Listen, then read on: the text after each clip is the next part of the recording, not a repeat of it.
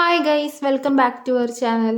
ഈ വീഡിയോയിലൂടെ നമ്മൾ ഇന്ന് ഡിസ്കസ് ചെയ്യാൻ വേണ്ടി പോകുന്നത് യൂട്ടിലിറ്റേറിയനിസവും ഇവാഞ്ചലിക്കലിസവുമാണ്. വീഡിയോയിലേക്ക് കിടക്കുന്നതിന് മുന്നായിട്ട് ആദ്യമായിട്ടാണ് നിങ്ങൾ ഈ ചാനൽ കാണുന്നുണ്ടെങ്കിൽ എല്ലാവരും ഒന്ന് ചാനലിനെ സബ്സ്ക്രൈബ് ചെയ്ത് സപ്പോർട്ട് ചെയ്യുക. ഒപ്പം ഈ ഒരു വീഡിയോ നിങ്ങളുടെ ഫ്രണ്ട്സിനെയും കൂടി ഷെയർ ചെയ്തെടുക്കുക. അപ്പം നമുക്കൊട്ടും ലേറ്റ് ആക്കാതെ തന്നെ നമ്മുടെ വീഡിയോയിലേക്ക് കിടക്കാം. ആദ്യം നമ്മൾ ഡിസ്കസ് ചെയ്യാൻ വേണ്ടി പോകുന്നത് ഇവാഞ്ചലിക്കലിസം എന്താണെന്നാണ്. ഇവാഞ്ചലിക്കലിസം എന്ന് പറഞ്ഞാൽ സുവിശേഷവൽക്കരണം. 18-ാം നൂറ്റാണ്ടിലും 19-ാം നൂറ്റാണ്ടിലും പല സമൂഹങ്ങളിലും യൂറോപ്പിൽ മാത്രമല്ല ലോകമെമ്പാടുമുള്ള ഇവാഞ്ചലിക്കലിസത്തിൻ്റെയും യൂട്ടിലിറ്റേറിയനിസത്തിൻ്റെയും സ്വാധീനം ഉണ്ടായിട്ടുണ്ട്. ആ കാലഘട്ടത്തിൽ ഉണ്ടായിരുന്ന പ്രമുഖ ശാസ്ത്രജ്ഞരുടെ കൃതികൾ യൂറോപ്യന്മാരുടെ മനസ്സിൽ ആധിപത്യം സ്ഥാപിക്കുകയും കോമൺവെൽത്ത് മണ്ഡലത്തിലെ അവരുടെ ഭരണത്തെ ഒട്ടേറെ സ്വാധീനിക്കുകയും ചെയ്തിട്ടുണ്ട്. ഇവാഞ്ചലിക്കൽ എന്ന ടേം ഗ്രീക്ക് പദമായ ഇവാഞ്ചലിയൻ എന്ന ടേമിൽ നിന്നാണ് വന്നത്. ഇതിൻ്റെ മീനിങ് ഗുഡ് ന്യൂസ് അല്ലെങ്കിൽ ഗോസ്പൽ എന്നാണ്. നവീകരണത്തിൻ്റെ കാലത്ത് പൗരന്മാർക്ക് ആദ്യമായി ബൈബിളിലേക്ക് പ്രവേശനം ലഭിച്ചപ്പോൾ ഈ മൂവ്മെന്റ് ശക്തി പ്രാപിച്ചു. ക്രിസ്തുമതത്തിൽ ക്രൈസ്റ്റിന്റെ സന്ദേശങ്ങൾ പഠിപ്പിക്കുക എന്ന ഉദ്ദേശത്തോടെ സുവിശേഷം പ്രസംഗിക്കുന്ന പ്രവർത്തനമാണ് സുവിശേഷീകരണം. സുവിശേഷീകരണത്തിൽ വൈദഗ്ധ്യം നേടിയ ക്രിസ്ത്യാനികൾ സുവിശേഷകർ എന്നറിയപ്പെടുന്നു. സുവിശേഷകൻ എന്ന വാക്ക് ഗ്രീക്ക് പദമായ യു ആഞ്ചലിയൻ എന്നതിൽ നിന്നാണ് വന്നത്.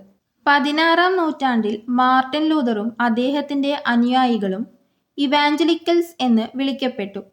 കാരണം അവർ ക്രിസ്തുവിലുള്ള വിശ്വാസത്താൽ നവീകരണത്തിന് ഊന്നൽ നൽകി. ഇവാഞ്ചലിക്കൽ റിവൈവൽ എന്ന പദം 18-ാം നൂറ്റാണ്ടിൽ വടക്കേ America, great Britain, continental Europe എന്നിവിടങ്ങളിൽ നടന്ന മതപരമായ നവോത്ഥാനത്തെയാണ് സൂചിപ്പിക്കുന്നത്. ഇവാഞ്ചലിക്കലിസം വരുന്നതിന് മുൻപ് ക്രിസ്ത്യൻസ് പള്ളിയിലെ വേദഗ്രന്ഥങ്ങൾ മാത്രമേ കേട്ടിട്ടുള്ളൂ. കാരണം അവിടേക്കുള്ള പ്രവേശനം ഉയർന്ന ക്ലാസ്സുകളിൽപ്പെട്ട ആളുകൾക്ക് മാത്രമായിരുന്നു. ഈ മൂവ്മെന്റ് വന്നതോടെ എല്ലാ ക്ലാസ്സുകളിൽപ്പെട്ട ആൾക്കാർക്കും പ്രവേശനം ലഭിച്ചു. വിവിധ ഇവാഞ്ചലിക്കൽ മിഷൻ ഓർഗനൈസേഷൻസുകൾ ചരിത്രത്തിലുടനീളം സുവിശേഷീകരണത്തിൽ വൈദഗ്ധ്യം നേടിയിട്ടുണ്ട്. 1792 വില്യം കാരി ഇംഗ്ലണ്ടിലെ കാറ്ററിംഗ് BMS വേൾഡ് മിഷൻ സ്ഥാപിച്ചു. 1814 അമേരിക്കൻ ബാപ്റ്റിസ്റ്റ് ചർച്ചസ്, യുണൈറ്റഡ് സ്റ്റേറ്റിലെ അമേരിക്കൻ ബാപ്റ്റിസ്റ്റ് ഇന്റർനാഷണൽ മിനിസ്ട്രീസ് സ്ഥാപിച്ചു. 1865 ഇംഗ്ലണ്ടിൽ ഹഡ്സൺ ടൈലർ OMF ഇന്റർനാഷണൽ സ്ഥാപിച്ചു. 1893 നൈജീരിയയിലെ ലാഗോസിൽ Walter Gowans, Rowland Bingham, Thomas Kent എന്നിവർ ചേർന്ന് സിം സ്ഥാപിച്ചു. ഇനിയും ധാരാളം മിഷൻ ഓർഗനൈസേഷൻസ് ഉണ്ട്. നമ്മൾ കുറച്ചെണ്ണം മാത്രമേ ഇപ്പം ഇവിടെ പറയുന്നുള്ളൂ. ഇനി യൂട്ടിലിറ്റേറിയനിസത്തിനെ പറ്റി നോക്കാം.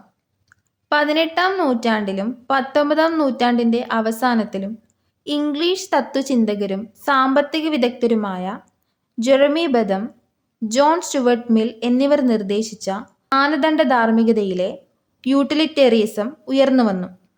ഈ സിദ്ധാന്തം അനുസരിച്ച് ഒരു പ്രവൃത്തി ചെയ്യുമ്പോൾ അത് സന്തോഷത്തെയോ ആനന്ദത്തെയോ പ്രോത്സാഹിപ്പിക്കുകയാണെങ്കിൽ അത് ശരിയാണ്. നേരെ മറിച്ച് അസന്തുഷ്ടതയോ വേദനയോ ആണ് ആ പ്രവൃത്തി മൂലം കിട്ടുന്നതെങ്കിൽ അത് തെറ്റാണ്. ഈ തത്വചിന്തയ്ക്ക് വലിയ സ്വാധീനമുണ്ട്. നിയമം, രാഷ്ട്രീയം, സാമ്പത്തിക ശാസ്ത്രം എന്നീ മേഖലകളിൽ കാര്യമായ പങ്കിത് വഹിച്ചു. ജെറമി ബെന്തത്തിന് മുൻപ് ഇംഗ്ലീഷ് തത്വജ്ഞനായ ബിഷപ്പ് റിച്ചാർഡ് കംബർലാൻഡ് 17-ാം നൂറ്റാണ്ടിൽ യൂട്ടിലിറ്റി സിദ്ധാന്തം അവതരിപ്പിച്ചിരുന്നു. യൂട്ടിലിറ്റേറിയനിസത്തെ പറ്റി പറയുന്ന സമയത്ത് ജോൺ സ്റ്റുവർട്ട് മില്ലിനെ പറ്റിയിട്ട് നമ്മൾ അറിഞ്ഞിരിക്കണം. അദ്ദേഹത്തെ പറ്റിയിട്ട് നമുക്ക് നോക്കാം.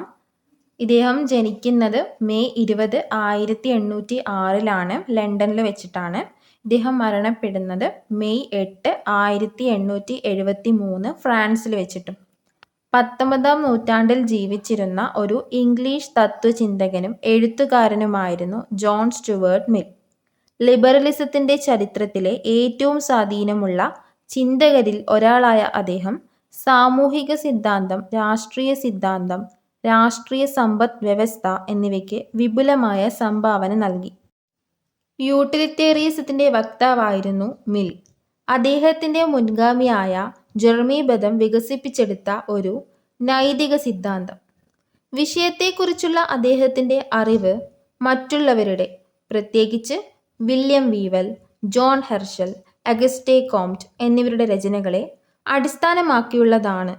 എങ്കിലും അലക്സാണ്ടർ ബെയ്ൻ മില്ലിനു വേണ്ടി നടത്തിയ ഗവേഷണങ്ങളെ അടിസ്ഥാനമാക്കിയുള്ളതാണെങ്കിലും അദ്ദേഹം ശാസ്ത്രീയ രീതിശാസ്ത്രത്തിൻ്റെ അന്വേഷണത്തിന് സംഭാവന നൽകി.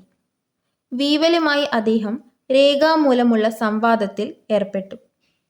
ലിബറൽ പാർട്ടി അംഗവും ആദ്യകാല ഫെമിനിസ്റ്റ് കൃതിയായ ദി സബ്ജക്ഷൻ ഓഫ് വിമൻ എന്ന കൃതിയുടെ രചയിതാവുമായ മിൽ 1832 ഹെൻറി ഹണ്ടിന് ശേഷം സ്ത്രീകളുടെ വോട്ടവകാശത്തിനായി ആഹ്വാനം ചെയ്ത പാർലമെന്റിലെ രണ്ടാമത്തെ അംഗം കൂടിയാണ്.